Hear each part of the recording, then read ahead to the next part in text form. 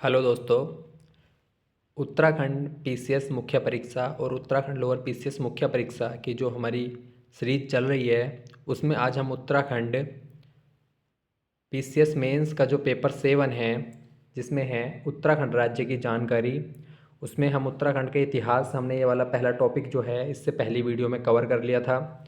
इस वीडियो में जो है हम उत्तराखंड के जन आंदोलन को जो है कवर करेंगे। इसमें पूरा कवर एक वीडियो में हो जाएगा और इसके साथ साथ आपको उत्तराखंड लोअर पीसीएस के जो टॉपिक हैं वो भी इसमें कवर हो जाएंगे।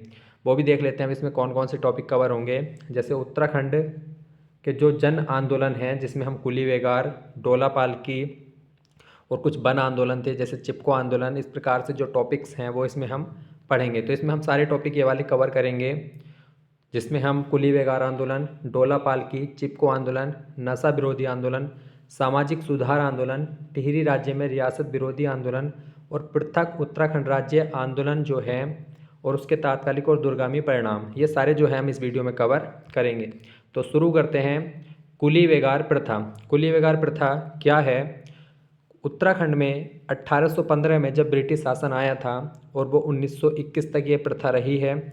तो कुली वेगार प्रथा के बारे में जान लेते हैं। ये एक ऐसी कुप्रथा थी जिसमें कुली उतार, कुली वेगार, कुली बर्दाश्त जैसी प्रथाओं से अंग्रेजों द्वारा जनता का शोषण किया जा रहा था। इसमें क्या था कि जब अंग्रेज आते थे तो उनका जो कुली होते थे वहाँ पे वो उनका सामान जो है ढोते थे। उसके बाद कुली वेगार का मतलब है कि निःशुल्क श्रम करना, उसके पैसे भी उनको नहीं दिए जाते थे।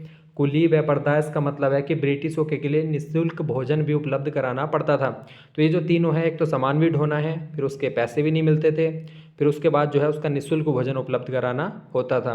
तो ये जो प्रथा थी 1815 से चली आ रही थी जब से ब्रिटिश शासन उत्तराखंड में हुआ। तो इसका अंत कैसे हुआ? कुली वेगार प्रथा का अंत देख लेते हैं। कुमाऊं परिषद का जो कांसीपुर अधिवेशन था 1920 वाला, जिसकी अध्यक्षता हरगोविंद पंत जी ने की थी, कुली वेगार संबंधी प्रस्ताव उसमें पारित किया गया जिसमें कहा गया कि जब तक बेगारी प्रथा समाप्त नहीं हो जाती तब तक जनता बेगार नहीं देगी। उसके बाद इसके प्रारंभिक प्रयास भी रहे हैं कि 1822 में जब कुली वेगार प्रथा को समाप्त करने का पहला प्रयास जो है वो ट्रेल ने किया था। खच्चर सेना का गठन किया था इन्होंने 1822 में। 1857 में रैमजे ने कुली न मिलने पर जेल के कैदियों को जो है इस काम में लगाया था। तो ये कुछ प्रारंभिक प्रयास थे। 1908 में जो है जोत सिंह नेगी जो है इन्होंने कुली एजेंसी की स्थापना की थी। अब आंदोलन देख लेते हैं। आंदोलन का नेतृत्व किसने किया? तो कुमाऊं परिषद में निर्णय लिया गया कि उत्तरायणी मेले में इस आंदोलन का प्रचार प्रसार करना है। तो जो उत्तरायणी मेला लगता है बागेश्वर में सरयू नदी के किनारे, तो उसमें जो है इसका प्रचार प्रसार करना है। नागपुर अधिवेशन हुआ था 1920 में, तो वहाँ पर बद्रीदत्त पांडे, चिरंजी लाल और हरगोविंद पंत सहित जो है 50 कार्यकर्ता ने जो है नागपुर अधिवेशन से आने के बाद उन्होंने इसका विरोध किया और 13-14 जनवरी को फाइनली 1921 में कुली वेगार के जो रजिस्टर थे उत्तरायणी मेले में जो है सरयू नदी में बहा दिए गए। तो वहाँ पे हजारों की संख्या में जनता थी, सभी के सामने प्रत्यक्ष रूप से जो है इसको ख़त्म कर दिया गया। सरयू नदी में जो है कुली वेगार के सारे रजिस्टर बहा दिए गए और इस कुप्रथा का जो है हो गया अंत। इसको रक्तहीन क्रांति कहा। महात्मा गांधी जी ने कुली वेगार आंदोलन को रक्तहीन क्रांति कहा। तो ये प्रश्न भी इम्पोर्टेंट है कि कुली वेगार आंदोलन को जो है महात्मा गांधी ने रक्तहीन क्रांति क्यों कहा था? क्यों इसलिए कहा था क्योंकि इस आंदोलन को जो है अहिंसक तरीके से जो है इसमें सफलता मिली। किसी भी प्रकार का जो है खून खराबा या रक्तचाप नहीं हुआ है। तो इसमें रक्तहीन तरीके से मतलब कोई भी इस प्रकार की लड़ाई झगड़ा कुछ नहीं हुआ। इसी प्रकार से इस आंदोलन को सफलता मिल गई थी। स्वामी सत्यदेव ने बेगार विरोधी आंदोलन को असहयोग की पहली ईंट कहा। मतलब उसी समय जो है असहयोग आंदोलन भी चल रहा था, तो इसलिए जो है स्वामी सत्यदेव ने बेगार विरोधी आंदोलन को असहयोग की पहली ईंट कहा। मार्च 1921 में मोहन सिंह मेहता की गिरफ्तारी हुई और यह स्वतंत्रता सेनानियों में प्रथम राजनीतिक गिरफ्तारी थी। तो मोहन सिंह मेहता को सबसे पहले 1921 में गिरफ्तार किया गया। अब अगला आंदोलन हमारा शिल्पकार आंदोलन। शिल्पकार आंदोलन क्या होता है? कुमाऊं में छुआछूत को खत्म करने के उद्देश्य से सन 1905 में खुशीराम आर्य ने टमटा सुधारणी सभा का गठन किया। तो 1905 में खुशीराम आर्य ने टमटा सुधारणी सभा का गठन किया। 1911 में हरिप्रसाद टमटा ने दलितों के लिए शिल्पकार शब्द का प्रयोग किया। गढ़वालों ने गढ़वाल में दलितों की सबसे बड़ी सभा का आयोजन हुआ। कहाँ पर? श्रीनगर में। 1935 में C.H. चौफीन की अध्यक्षता में इन्होंने शिल्पकार सभा की स्थापना की। अब शिल्पकार क्या है, ये दलितों से संबंधित आंदोलन था। इसमें क्या होता था, इसी से रिलेटेड एक आंदोलन ढोला पालकी आंदोलन था। इस आंदोलन का नेतृत्व जो है 1930 में जयानंद भारती ने किया, 1930 के आसपास। उद्देश्य क्या था इसका कि सामाजिक व्यवस्था के खिलाफ शिल्पकारों के इस आंदोलन का उद्देश्य है सवर्ण दूल्हों के समान स्थिति को प्राप्त करना। तो जो ढोला पालकी होती थी उसमें सवर्णों को ही बैठने का अधिकार था, उसमें जो है दलितों को बैठने का अधिकार नहीं था। लेकिन इस आंदोलन के बाद जो है सफलता मिली और शिल्पकार को जो है इसमें बैठने का अधिकार मिल गया। तो ये इसी से संबंधित आंदोलन था कि इसके खिलाफ आंदोलन चलाया गया और शिल्पकारों को यह अधिकार मिल गया। तो ये ढोला पालकी आंदोलन हो गया। अब टिहरी राज्य में रियासत विरोधी आंदोलन देख लेते हैं। अगला टॉपिक है हमारा प्रजातंत्रात्मक शासन की मांग को लेकर टिहरी रियासत में 20वीं शताब्दी के तीसरे दशक से ही जन आंदोलन होने लगे थे। तो जब टिहरी राज्य जो है 23 जनवरी 1939 को टिहरी में देहरादून के चक्कूवाला में टिहरी राज्य प्रजामंडल की स्थापना की गई। देहरादून के चक्कूवाला मोहल्ले में 21 अगस्त 1946 को टिहरी रियासत ने राज्य के भीतर प्रजामंडल की स्थापना को वैधानिक मान्यता दे दी। श्रीदेव सुमन इस आंदोलन का नेतृत्व कर रहे थे। उनके गिरफ्तार करके जेल में डाल दिया गया उनको। मई 1944 में 3 मई 1944 से वो अनिश्चित भूख हड़ताल पर बैठ गए। 25 जुलाई 1944 को 84 दिन की भूख हड़ताल के बाद उनकी मृत्यु हो गई। श्रीदेव सुमन की मृत्यु के बाद बागडोर जो है वो किसने संभाली, तो दौलत राम, भोलू राम नोटियाल, नागेंद्र सकलानी ने संभाला। सकलाना विद्रोह जो है भारत के स्वतंत्र होते ही सकलाना टिहरी 1947 में विद्रोह फूट गया। सकलाना विद्रोह के बाद कीर्तिनगर आंदोलन हुआ। 1948 में इस आंदोलन से राज सत्ता हिल गई और इस आंदोलन में भोलू राम भरदारी और नरेंद्र सकलानी शहीद हो गए। अतः परिस्थितियों को भांप लिया और जो टिहरी रियासत का अंतिम राजा था मानवेंद्र शाह 1949 में जो है विलय पत्र पर हस्ताक्षर कर दिए और टिहरी राज्य जो है भारत का 50वां जिला बन गया 1 अगस्त 1949 को। तो ये टिहरी रियासत के विरुद्ध आंदोलन थे। अब देख लेते हैं कि पृथक राज्य आंदोलन मतलब एक अलग से राज्य बनाने के लिए जो है आंदोलन जो हुए हैं उसके बारे में थोड़ा देख लेते हैं। सबसे पहले हुआ श्रीनगर सम्मेलन। 5 और 6 मई 1938 को श्रीनगर में एक सम्मेलन हुआ जिसके अध्यक्ष थे कौन, जवाहरलाल नेहरू। इस सम्मेलन में उत्तराखंड को अलग राज्य बनाने की मांग की गई। इसी मांग को जवाहरलाल नेहरू ने जो है समर्थन दिया। उसके बाद हल्द्वानी सम्मेलन हुआ 1946 में। हल्द्वानी में बद्रीदत्त पांडे की अध्यक्षता में हुआ। इस सम्मेलन में उत्तराखंड के पर्वतीय भूभाग को एक विशेष वर्ग में रखने की मांग उठाई गई। अनुसुईया प्रसाद बहुगुणा ने गढ़वाल व कुमाऊं को अलग अलग बनाने की बात कही थी जिससे गोविंद बल्लभ पंत जी ने ठुकरा दिया था। पर्वतीय विकास जन समिति 1950 में गठित की गई। इसमें हिमाचल व उत्तराखंड को मिलाकर एक अलग राज्य बनाने के उद्देश्य से इसका गठन नई दिल्ली में हुआ। उसके बाद राज्य पुनर्गठन आयोग आता है। राज्य पुनर्गठन आयोग के जो अध्यक्ष थे वो फजल अली थे और के.एम. पडिक्कर, हृदयनाथ कुंजरू जो है इसके 2 अन्य सदस्य थे। ये भी प्रश्न एग्जाम में कई बार आया है। राज्य बनाने की दृष्टि से जो है लेकिन इसे अस्वीकार हो गया था कि अलग पृथक राज्य नहीं बनाया जाएगा। पर्वतीय राज्य परिषद की स्थापना 24 जून 1967 को रामनगर सम्मेलन में हुई पर्वतीय राज्य परिषद की और इसके अध्यक्ष कौन थे, तो वो थे दयाकृष्ण पांडे। 1973 में पृथक पर्वतीय राज्य परिषद की स्थापना की गई। अगला है हमारा पर्वतीय विकास परिषद। इसकी स्थापना 1969 में पर्वतीय क्षेत्रों के विकास के लिए की गई थी। उत्तरांचल परिषद 1972 में नैनीताल में उत्तरांचल परिषद का गठन किया गया। इसके कार्यकर्ताओं ने दिल्ली में बोट क्लब पर धरना दिया और दिल्ली चलो का नारा दिया था। दिल्ली चलो का नारा किसने दिया, उत्तरांचल परिषद ने। उत्तराखंड युवा परिषद गठन 1976। 1978 में युवा परिषद के सदस्यों द्वारा संसद का घेराव किया गया। उत्तरांचल राज्य परिषद 1979 में त्रिपेन नेगी ने इसकी स्थापना की। उत्तराखंड क्रांति दल 25 जुलाई 1979 को मसूरी में आयोजित पर्वतीय विकास जन सम्मेलन में उत्तराखंड क्रांति दल का गठन किया गया। इसके प्रथम अध्यक्ष डॉक्टर देवीदत्त पंत थे। 1987 में यूकेडी का अध्यक्ष काशी सिंह एरी को बनाया गया। उत्तरांचल उत्थान परिषद 30-31 मई 1988 को सोवन सिंह जिन्ना की अध्यक्षता में उत्तरांचल उत्थान परिषद का गठन किया गया।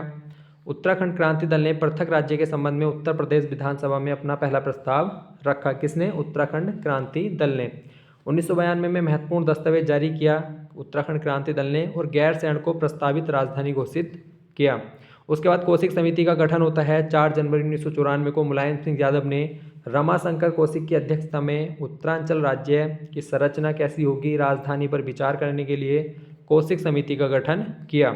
21 जून 1994 को सिफारिशें स्वीकार कर ली गई और 8 पहाड़ी जिलों को मिलाकर जो है पृथक उत्तराखंड राज्य के गठन को सर्वसम्मति से पास करके केंद्र को भेज दिया गया। मतलब विधानसभा से पास होकर केंद्र को चला गया।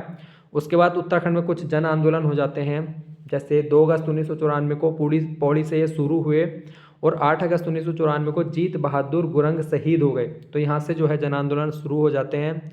उसके बाद खटीमा कांड होता है 1 सितंबर 1994 को। आंदोलनकारियों पर जो है खटीमा पुलिस ने गोली चला दी, जिसमें 25 लोग शहीद हो गए थे। इसकी जांच एस श्रीवास्तव की अध्यक्षता में कराई गई।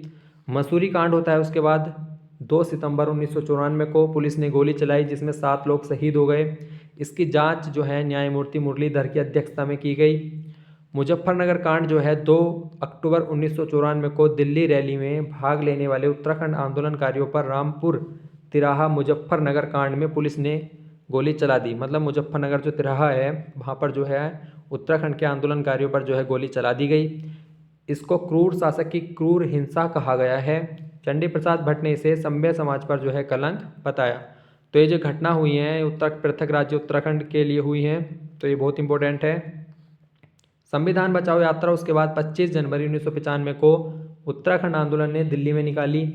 श्रीयंत्र टापू घटना जो है श्रीनगर में आंदोलनकारियों पर लाठीचार्ज हुआ, जिसमें बेजबाल राजेश रावत की मौत हो गई। तो ये श्रीयंत्र टापू घटना थी। उसके बाद 15 अगस्त 1996 को PMHD देवगौड़ा ने लाल किले की प्राचीर से उत्तराखंड राज्य निर्माण की घोषणा की। राज्य निर्माण 27 जुलाई 2000 को लोकसभा में प्रस्तुत हुआ। 29 जुलाई को जॉर्ज कमेटी ने सदस्यों के साथ पंतनगर का दौरा किया और उधम सिंह नगर को शामिल करने का प्रस्ताव दिया। किसने? जॉर्ज कमेटी ने। 1 अगस्त को लोकसभा में पारित हो गया, 10 अगस्त को राज्यसभा में और 28 अगस्त 2000 को राष्ट्रपति KR नारायण की मंजूरी मिलने के बाद जो है 9 नवंबर 2000 को पृथक राज्य के रूप में उत्तराखंड का जो है गठन हुआ और ये भारत का गठित होने वाला 27वां राज्य था। 1 जनवरी 2007 को इसका नाम बदलकर उत्तरांचल से उत्तराखंड कर दिया गया। तो ये पृथक राज्य संबंधी आंदोलन थे। अब थोड़ा देख लेते हैं अगला टॉपिक, नशा विरोधी आंदोलन। पुरुषों द्वारा शराब सेवन का सर्वाधिक दुष्परिणाम महिलाओं को ही भुगतना पड़ता है। अतः स्वतंत्रता के बाद से ही राज्य की महिलाओं ने संगठन बनाकर नशा मुक्त उत्तराखंड के उद्देश्य को लेकर धरना आंदोलन शुरू कर दिया था, जिसमें उवेश ढोवाल ने जो है शराब के खिलाफ आंदोलन की शुरुआत की और राज्य की जनता की ताकत बनी हुए थे।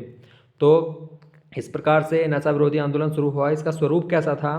तो 1962 से ही आंदोलन शुरू हो गया था, जो 1970 तक पौड़ी टिहरी में फैल चुका था, जहां शराब बंद हो चुकी थी। 1984 में उत्तराखंड संघर्ष वाहिनी ने इस आंदोलन का नेतृत्व किया और नशा नहीं रोजगार 2 का नारा दिया। बहुत इंपॉर्टेंट है ये, जिसने इसे पूरे विश्व में फैला दिया। दीपा शराब विरोधी आंदोलन में अपने विशिष्ट योगदान के लिए टिंचरी माई कहलाई। मतलब दीपा जो थी, इन्होंने शराब विरोधी आंदोलन का नेतृत्व किया और इन्हें टिंचरी माई के नाम से जाना जाता है। अतः शराब विरोधी आंदोलन ने उत्तराखंड की महिलाओं की दृढ़ता, साहस और संगठन शक्ति का परिचय दिया। इस आंदोलन में उत्तराखंड के सामाजिक और सांस्कृतिक परिदृश्य पर गहरा प्रभाव डाला, जिसे वर्तमान में भी एक महत्वपूर्ण ऐतिहासिक घटना के रूप में याद किया जाता है। तो ये नशा विरोधी आंदोलन था। अब देख लेते हैं हमारा चिपको आंदोलन। चिपको आंदोलन क्या है कि इस आंदोलन की शुरुआत 1972 में शुरू हुई वनों की कटाई को रोकने के लिए। तो इसे चिपको आंदोलन क्यों कहा जाता है, तो ये प्रश्न भी आ सकता है। तो जब यहाँ पे वन कटाई शुरू हो रही थी तो यहाँ के जो लोग थे वो वनों से, पेड़ों से चिपक जाते थे, इसलिए ही इस आंदोलन का नाम चिपको आंदोलन पड़ा। इसकी शुरुआत कैसे हुई? तो वनों की कटाई रोकने के लिए 1974 में चमोली जिले में गोपेश्वर नामक स्थान पर एक 23 वर्षीय विधवा महिला थी, गोरा देवी। उन्होंने इस आंदोलन की शुरुआत की थी। उसके तहत आंदोलन के तहत क्या हुआ कि वृक्षों की सुरक्षा के लिए ग्रामीण वासियों द्वारा पकड़कर चिपक जाया जाता था, इसी कारण इसका नाम चिपको आंदोलन पड़ा था। नारे की बात करें तो 1977 में आंदोलनकारी महिलाओं द्वारा एक नारा दिया गया, क्या है इस जंगल के उपकार, मिट्टी पानी और बयार, जिंदा रहने के आधार। तो ये नारा जो है चिपको आंदोलनकारियों की जो महिलाएं थी उन्होंने दिया। हिमपुत्रियों की ललकार, बननीति बदले सरकार और बन जागे बनवासी जागे, ये नारा भी इन्होंने दिया था। शिखर पर पहुंचाने की भूमिका किसको जाती है? तो चिपको आंदोलन को शिखर पर पहुंचाने के लिए पर्यावरणविद जो थे सुंदरलाल बहुगुणा जी और चंडी प्रसाद भट्ट जी जो है इन्होंने महत्वपूर्ण भूमिका निभाई। इस आंदोलन का कार्य क्षेत्र पर्यावरण की रक्षा करना हो गया और विश्व स्तर पर जो है इस आंदोलन को जो है सराहना मिली। बहुगुणा जी ने हिमालय बचाओ देश बचाओ का नारा दिया और चंडी प्रसाद भट्ट जी ने 1982 में रैमन मैग्सेसे पुरस्कार से इनको सम्मानित किया गया। तो इन दोनों ने जो है चिपको आंदोलन को जो है विश्व स्तर पर जो है ख्याति प्रदान की और ये आंदोलन जो है प्रसिद्ध हो गया। तो ये आज हमारे उत्तराखंड जो PCS मेंस की जो क्लासेज है उसकी सेकंड क्लास थी और इसमें हमने आज जो है उत्तराखंड में जन आंदोलन टॉपिक पढ़ा। तो इसके बाद हम अन्य टॉपिक भी जल्दी कराएंगे। तो ये हमारा आज उत्तराखंड के जन आंदोलन टॉपिक था ये वाला। इसके बाद हम उत्तराखंड में ब्रिटिश शासन लेके आएंगे और उत्तराखंड में समाज संस्कृति और उत्तराखंड राज्य के राजनीतिक एवं स्थानीय स्वशासन एवं लोक नीति। तो ये हमारा पूरा पेपर कवर हो जाएगा। तो अगर वीडियो आपको अच्छी लगे तो लाइक शेयर सब्सक्राइब जरूर करें और डिस्क्रिप्शन में आपको टेलीग्राम का लिंक मिल जाएगा, उसको ज़रूर ज्वाइन करें, वहीं पर आपको सारी जानकारी मिलेगी। धन्यवाद।